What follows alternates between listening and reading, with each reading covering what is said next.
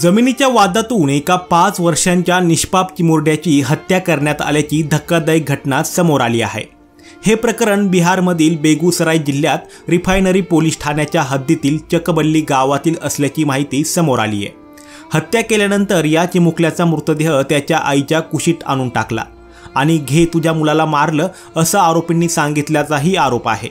या घटनेने परिसरात एकच खळबळ माजली आहे। या घटनेनंतर संतप्त नागरिकांनी रस्ता अडवून ठेवला आहे।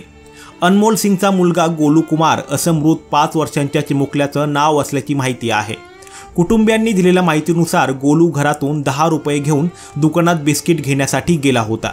त्यानंतर शेजारील बाळकृष्ण सिंह याच्या कुटुंबियांनी त्याला घरात ओढून नेलं आणि डोक्यात धारदार वस्तूने वार करून त्याची हत्या केली। यानंतर आरोपी महिलेने मुलाचा मृतदेह उचलून त्याची आई रिंकू देवी यांच्या कुशीत ठेवला आणि म्हणाली, बघ तुझा मुलगा मरण पावला आहे।